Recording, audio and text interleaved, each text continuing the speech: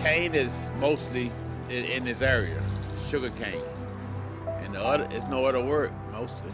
But if they burn it, you can see it better, it cleans it better. But if they stop burning, it will help the environment, it'll help the peoples in the West, and it'll help the breeding situation and the pollution. About 25% of sugar harvest in the United States comes from this region, where it generates more than 12,000 jobs, and in turn, a community that relies heavily on the industry.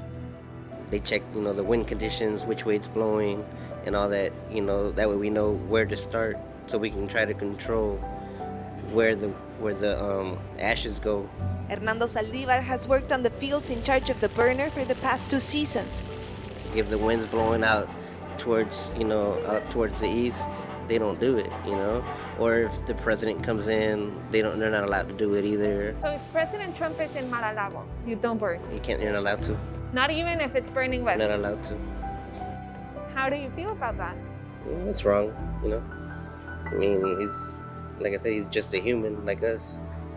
Why does his life matter more than ours? Every year, October marks the beginning of sugarcane burning season, which stretches till April.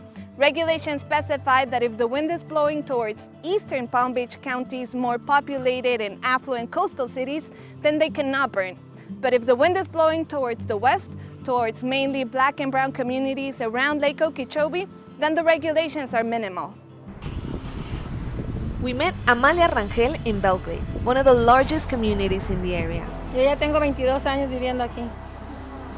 Yo trabajé casi 15 años en la labor de la caña. Yo tengo 3 nietos y ellos con este caso de casi siempre cuando se quema la caña, ellos siempre les sufren de alergias.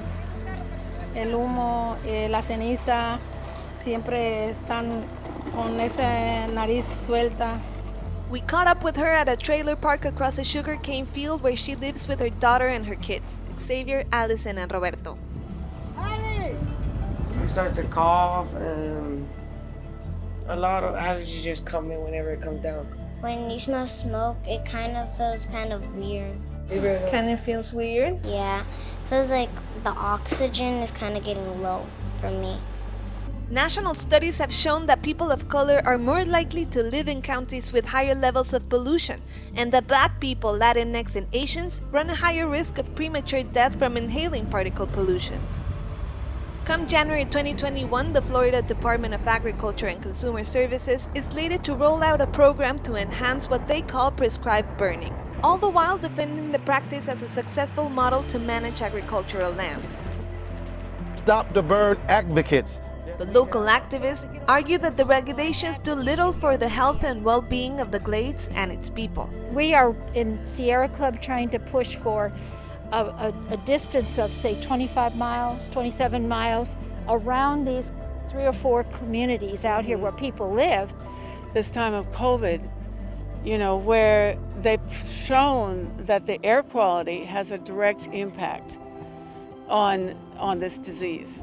We're not asking them to do something that's going to destroy their business. We're asking them to move up into the 21st century. Florida's Commissioner of Agriculture, Nikki Fried, wasn't available for an interview, but a spokesperson responded via statement saying they've redesigned the zones to take population growth into account and reduce potential smoke impact in the area. And in the meantime, residents have no choice but to wait and to hope the changes are meaningful. What do you think about the fact that they allow the burning when it's going west, but they won't allow burning when the wind is blowing east? Well, I don't have much to say about that. They should be equal on both ways. What else can we do about it? If they stop the sugar cane, that means we have no money. I have 7 kids. 7 kids? Yeah. And do any of them present asthma problems or respiratory problems? Yeah, I got a couple that was born with asthma and whatever, but they have their little asthma medicine, and some of them got the little pump, but... ¿Qué es lo que más te preocupa? Que los niños se enfermen nada más. Es la preocupación porque ellos están chiquitos ahí. Lo bueno sería que los campos no estuvieran cerca de las comunidades como de las viviendas donde nosotros vivimos. Eso sería perfecto.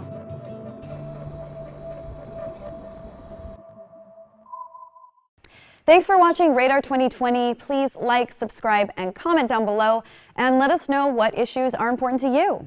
But only the important ones, because the frivolous ones are like so 2019.